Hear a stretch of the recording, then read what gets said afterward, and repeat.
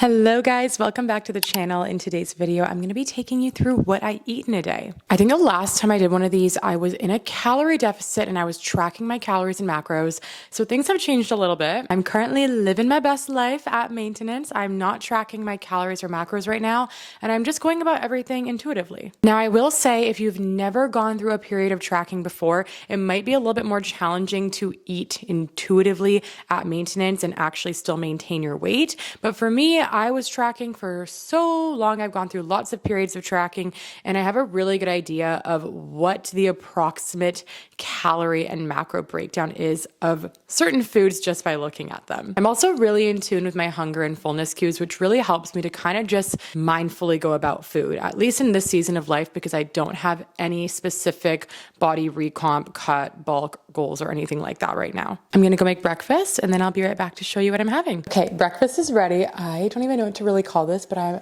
absolutely obsessed with this little concoction lately. It is 2 slices of sourdough bread, and on each slice there's a 1/4 cup of cottage cheese, 2 slices of turkey bacon, and 1 over easy egg. I don't even know what the calories and macros are because I haven't been tracking, but I'm literally going to log it into my fitness pal just to figure out what they are so I can tell you, because I feel like the macros are really, really good on this and it is so delicious and satisfying. Here is a little bit of a closer look of what it looks like.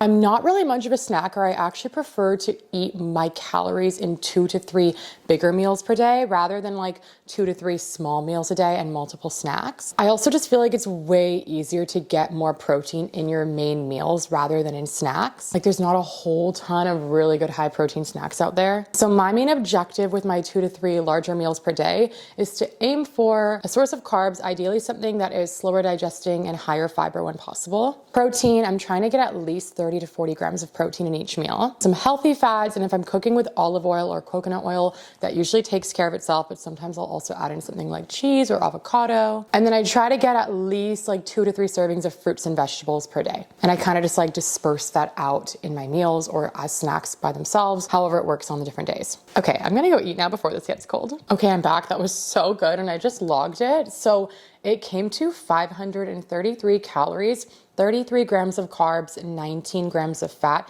and 55 grams of protein. I was right. The protein in this is insane, and I know that because every time I eat this, I'm so satisfied for like hours. I'm like roughly aiming for 130 grams of protein a day, so the fact that this alone had 55 grams put such a good dent in my protein goal like first thing in the morning. Meals like this, where they're like delicious and nutritious and high in protein, are like, they're the staples. They're what we need. Okay, I've gotten a bunch of work done, so I'm about to go out on a little midday walk, and while I'm out, I'm gonna go to one of my favorite local coffee shops and grab a coffee, aka an iced oat latte. I will put a little video of it on the screen right over here. I would say majority of days I will either opt for an iced oat latte or an iced oat matcha at some point after breakfast, like late morning or early afternoon, to get me through like the work slump. I keep trying to be someone who makes my own lattes at home, but for some reason they just taste better at the coffee shop. Okay, someone just needs to give me a really good tutorial on how to make an amazing iced oat latte at home. And a matcha too. I also love replying to my clients while I'm out on my walk with my latte. If there are any components of your work that you're able to do while out on a walk and sipping on a latte, I highly, highly recommend. I also just feel like I'm in a better headspace when I'm outside in the sunshine, and then I just feel like I show up better for my clients when I'm replying, if that makes sense. Anyways, I'll see you after my walk. Okay, I just finished up at the gym and I also went into the sauna afterwards, so my face is a little bit pink, but I'm about to have my like main midday snack, if you will, and that is my G2G bar. When I'm saying that breakfast kept me full for hours, I mean like literally not even that hungry right now. Like I'm just mildly starting to feel hungry. I think the coffee also suppressed my appetite a little bit, as it usually does, so that's probably why my fullness really lasted quite a long time. Anyways, back to these bars. Guys, these are the best. Like hands down the best protein bars I've ever tried in my life, and I've tried a lot of protein bars. I swear these literally just taste like a oatmeal chocolate chip cookie or something,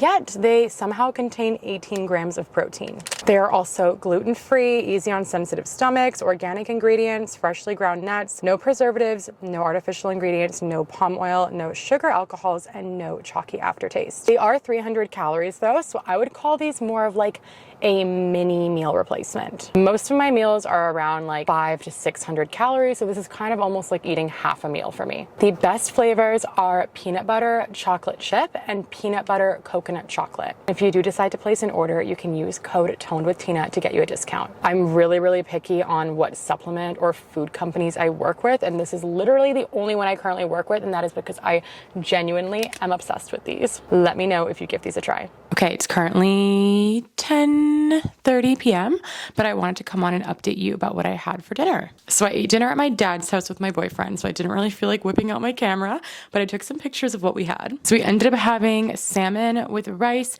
and then I made my everyday little cucumber tomato salad to have on the side. These salmon fillets were so good. I want to say that this salmon fillet I had was like 12 ounces or something. It was a giant piece of salmon. So just from eyeballing it and assuming it was around 12 ounces, I want to say that gave me at least like 65 grams of protein alone. I am just always thinking about protein in my meals, always trying to make sure I get an adequate amount every day. But yeah, this was such a yummy meal, just like a really good blend of protein, carbs, healthy fats, especially from those omegas in the salmon. And then we got the nice little salad on the side. It was just really perfect. And I know that for some people, eating a meal like this might seem boring, but I swear the more you start eating more nutritious foods, the more your body just starts to crave those things. Like I honestly miss my healthy, homemade, boring, quote unquote, nutritious foods anytime I eat at restaurants too much or when I'm traveling. It's all about the seasoning. Honestly, if you just season things well, like chicken, salmon, it tastes so good. Like seasoning can take a standard, boring meal item and make it like a game changer meal. And then we always have like a little dessert at my dad's house. So we made this homemade apple crumble a few days ago when I was there, and there was still a few leftover pieces. So I had a nice little slice of this. It was so yummy. And then I had some tea with some milk and honey. So that brings me to the end of the full day of eating. I hope you guys found this fun, maybe slightly educational. And if you have any questions, as always, let me know in the comments. I'll see you in the next one.